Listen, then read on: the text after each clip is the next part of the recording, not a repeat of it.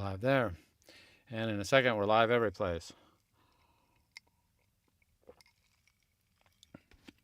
Okay, in theory, I'm live on Facebook, and it looks like in theory I'm live on YouTube as well. Now we're getting better at that. Figuring it out, slowly but surely. Figuring it out. So I did this yesterday, and I really hemmed and hawed before I did it. There's two ways of doing it, and I picked the way, and then I just decided last night as I was thinking about it, it's really dumb. The case I showed yesterday, in case you saw it, it'll apply and it'll work in 95% of the cases. I'm going to give you a way today to do the exact same thing, and this will cover 100% of the cases, and you can't get any exceptions that I can find. And so we're doing this again. So if you didn't see it now, if you're on Facebook, it's always helpful to throw a little comment in there that you can hear and see me. I'm gonna throw a comment in there about the live stream.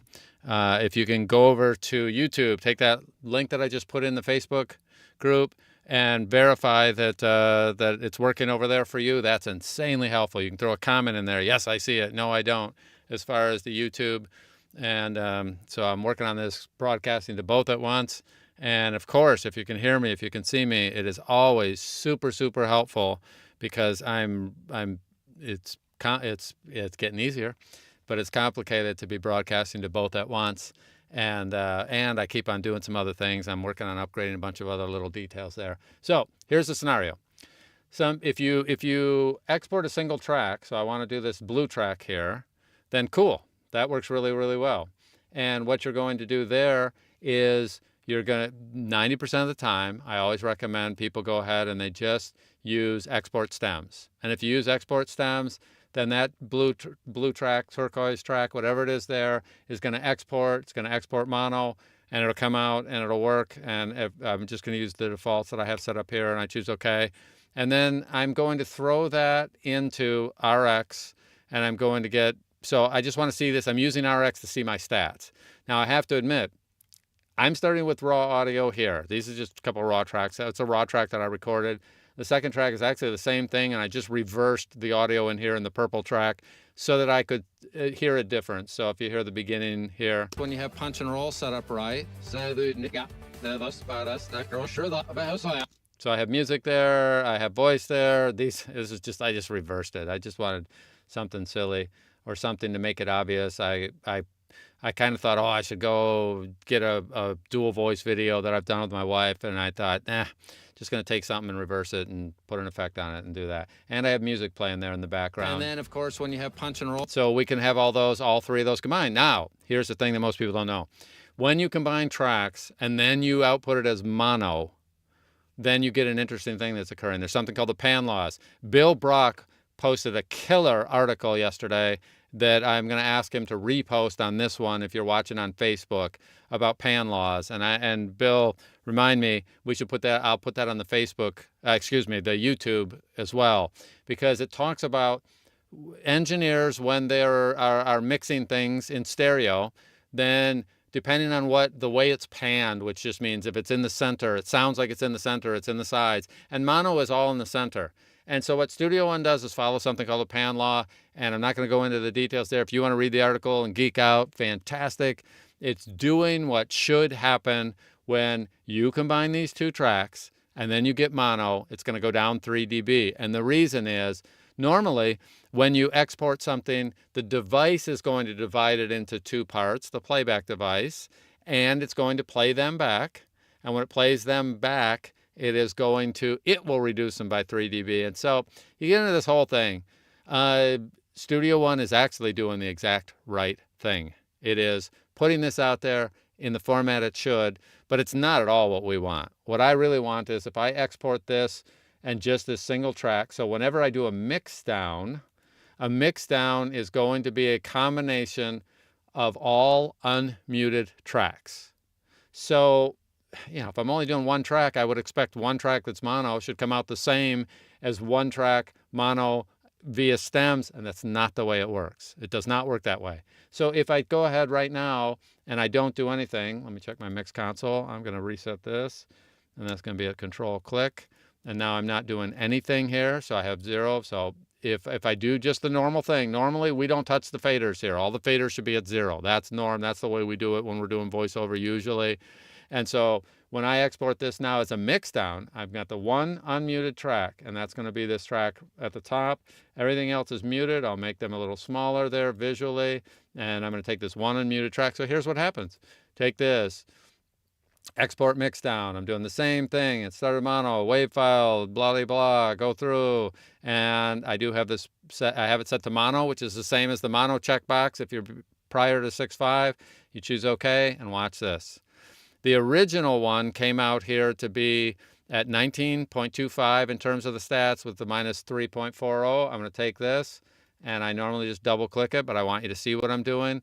I just put it in there. Look at that. It's totally different. So let me go over here to RX. I'm just using RX to measure and give us stats.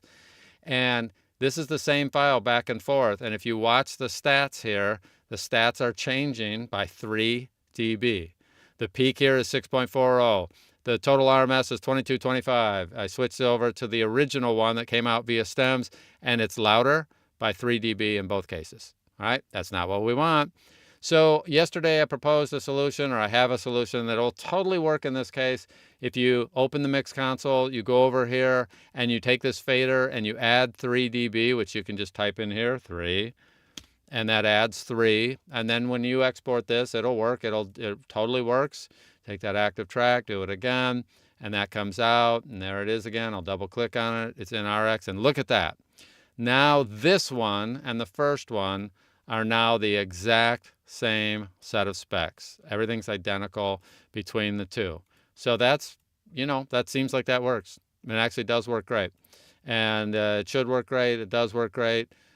But there's an outside case. Okay, so this will cover most situations where you could do that. But there's really a better way to do it, and I should have done this yesterday, but I'm doing it today. If you didn't see the other one, don't even try to find it. It's going to be hidden here as soon as I get done with this one. But point being, there's a better way to do it. And so I'm going to just give you the better way. Instead of putting 3 dB here, I'm going to zero that back out. Control or command click is going to put that back to 0. And the better way to do it would be to go up here and add something called a mix tool. And I'm going to add a mix tool, which is just a volume control. And now I can take that, and I'm going to add 3 dB here. And by adding 3 dB here, then we get a better situation. I'm going to put that above the limiter. And what's not obvious is that's a better solution. Okay? It won't make sense necessarily, but it is a better solution to go through in the mix tool and add 3 dB. And some of it, and so on a single track, it won't make any difference. But now watch this. I'm going to do a mix down. Same thing one more time. Export mix down. And I'm going to do this through export mix down, choose OK. And then when we go over here, we're going to double click on this.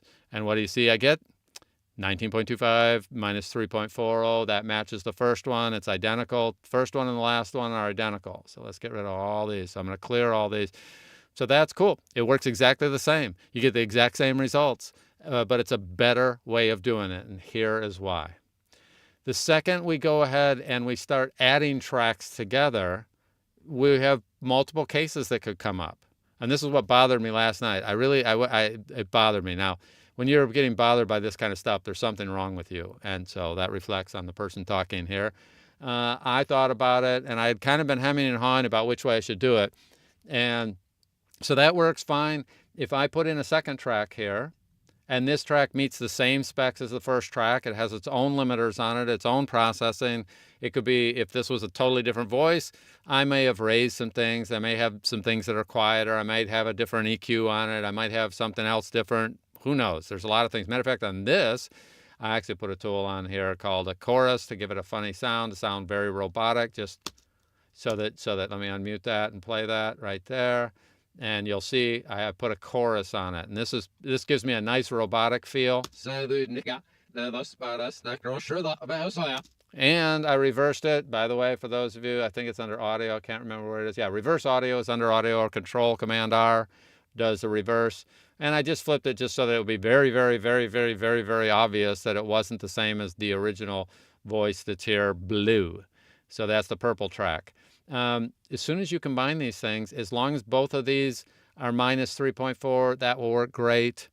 But if I take this and put it, so if I had 2 characters or 3 characters and they all talk at once, I then could blow the specs, meaning my peaks could go too high, because I'm combining this with this, and the way the math works out, it's not just 1 + 1. There's a bunch of stuff going on with wave mathematics.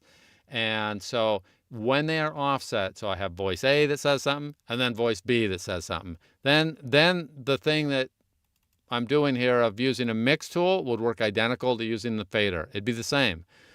But what I really want is, if I combine multiple tracks and happen to put in music, I get into this one case where, first off, if the music isn't very loud, it's almost always going to work out anyway.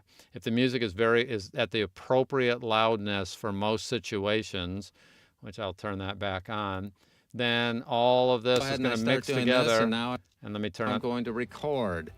And then, of course, when you have punch and roll set up right, okay, so now I brought the music up to some reasonable level.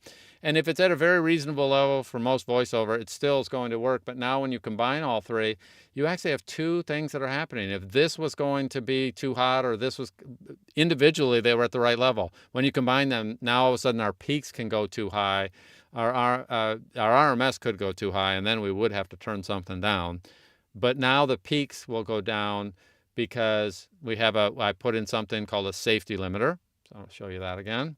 So after the mix tool, I've added a safety limiter. Safety limiter is at -3.4 if we're doing audiobook related stuff. I'm at -1 if I'm doing voiceover type things, 1.1 or so, right in that zip code. But so audiobooks, I have at -3.4. And now by doing that, when we go ahead and let's see if this works. We'll see. Every once in a while, if it's not work, I'll figure it out and do version 3 of this. So we check this out, we take this, we double click on it. Then we're going to go on here and look at that, -3.46, -18. So now our RMS got louder. Now that makes sense. We've added music. It's now behind this whole track. And I start doing this, and now I'm going to record. So there is a chance that overall my mix together of all three of those things are going to be too loud at some points because I've added music. I have two voice tracks, although they're not overlapping in this case. But no matter what, I still can't blow through the sample peaks. And some of that has to do with the way this works here versus the fader. Before I had a safety limiter, and so that puts in the maximum that it can be. Well, the fader is after that, which just means that this was turning it up 3 dB after it went through the limiter. And I really decided that's dumb. It does work in some cases. Matter of fact, most people would have followed my directions yesterday, and they would have succeeded, and they would have been really happy. It would have been fine. They could have mixed two voices together. But then if they got to a point where they needed to add music, or they had a case where the two characters were talking over each other or simultaneously at the same time, depending on what the scenario was, then they would have some points where their peaks would go too high. And I just decided I couldn't live with that. So take down of the other one, and we're sticking with this one. This works great, and will work across all cases. I can combine three. I can have people cross-talking to each other. I can have music, and it is just always going to work by doing it that way. So instead of adjusting the fader, which would work for the RMS, meaning keep it the same, but where it doesn't work is that it's going to blow the stats in terms of limiters. The peaks. The peaks could go too high. And so we don't want that. We don't want the peaks to go too high. And therefore, by doing it this way, you put a mix tool, 3 dB, put a safety limiter in there at whatever you want. If you were doing voiceover, it's one thing. If I'm doing audiobooks, it's another. But whatever that is now, with having this at 0, this is going to be there as a little safety valve, and it'll work across everything that you could do. Multiple voices, multiple overlapping, non-overlapping. You're not going to have any peaks that go over, and then all of a sudden you get something that doesn't pass ACX specs if you're doing audiobooks, because you have, if you had a children's book and you had music in the background, you could have a peak go too high if it's the right kind of instrument that's playing at the same time as the voice is going on. All right, let me look back at comments. All right, CJ. Hey, thanks for being there. And so if this is the right way to do it, okay? So good to see you, CJ. Thank you for putting a comment in there. That's very, very helpful. And then hopefully everyone's seeing this and hearing this, and this is a much better way to do this. All right? So if you're going to combine tracks, if you're going to do this, if you're using mix down, and of course, if people are doing single tracks that are mono, I always just tell them the right strategy is when you're doing song, export stems. It's easy. It works. It works properly. And if you are going to do this thing where you're going to use a mixdown instead, which is designed for combining multiple tracks into one stereo track by default, and then we're telling it we want it mono. It'd be the checkbox prior to version 6.5 or the mono setting. We do that here in the export box. Then that's when we have to compensate for the pan law that it's actually right. It's technically correct. It's just not what we want for voiceover and specifically for audiobooks where we have absolute specs. And then when we're doing things in terms of voiceover, there's no official specs. Some clients will have something, but there is no official, here is the spec for all voiceover. Audiobooks is pretty standardized simply because of the big gorilla in the room called ACX/Audible and what their submission formats are for us. And so for that, it's one thing. Anyway, I hope this helps some people. I hope this makes a difference for you. This is the right way to do it, and it'll get you through, and life is good. Throw a comment in there. Be sure if you get a chance, it's super helpful for you to go over to YouTube and watch it there. Let it play in the background if you need to. I see. Hey, thank you, KW. Really, really helpful to have a comment in there. So at least I know someone's watching there, because one of the things I can't tell in real time is how many people are there. I do have a dashboard, but it's not 100. It's behind just a little bit. So be sure. I'm gonna put in the chat there. Okay. Thank you. Thanks. I'll just do thanks, and that's really good. So I also did it in a lot less time this time. We're combining multiple tracks. We're always going to come out with the right thing, and it's easy. Now, also, if you do this all the time, what you can do is you can go into your mix console. You may not have all the tracks that I have, because depending on what you're doing, I'm going to hide a couple tracks. I'll hide that. So I could do it the easy button way. Go in here. I'll hide these 2 tracks. So I have a couple tracks that are showing here, and you can take on your template. If you're going to be doing this stuff, you can add 3 dB into your master and the safety limiter here if this is an audiobook template, and just have it sitting there. What is that going to do? When it plays back for you and you're listening, it's going to be a little bit louder. 3 dB is not much, but it will be a little bit louder, but the mix will be exactly right. And then when you export it, it'll match what you expect, and it'll match exactly the same thing because most of us will start with mono tracks that are, quote, correct in terms of the specs. I will almost always get voice A. I would have run this through RX first, and I would have had a track that is totally ready to rock and roll. I would have had I'd take the purple track and I would export. I put it through RX. I'd have another track that's totally ready to rock and roll. And then I would do a mix down of those 2 tracks that are all done in terms of their processing. And of course, there are occasions where I've done different things where I have it like this, where I have the 2 voices on one track. And I don't like that as much, because if I want to process them differently, so if this is a female voice and there's my voice combined, but it could be 2 male voices, it doesn't really matter what the gender there, but 2 voices that are different, many times I would want to process these separately. I might have to take this person, and you can't even do this visually, by the way, and I might want to have this person up a little bit or down a little bit compared to mine from a visual point of view, and they still can sound right.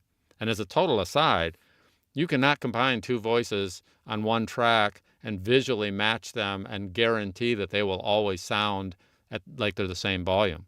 So when Lisa and I record, it works out that my voice has to be diminished visually in order to match and sound right against her voice. So she can't visually just go, if it's all on one track, I have to match his visually. She can match hers to hers, mine to mine, but back and forth between 2 voices, it does not work that way. Don't get fooled into thinking that if I visually match 2 different voices from a height perspective visually, that they will have the same sound in terms of volume and intensity. It doesn't work that way. All right. Now, your voice with your voice, yeah, it does work that way. You do a punch in, you can match it real easily, just visually, then you'll be right on. Unless you're wildly different voices, then yeah, different voices, that's a different thing. Assuming you're just matching stuff.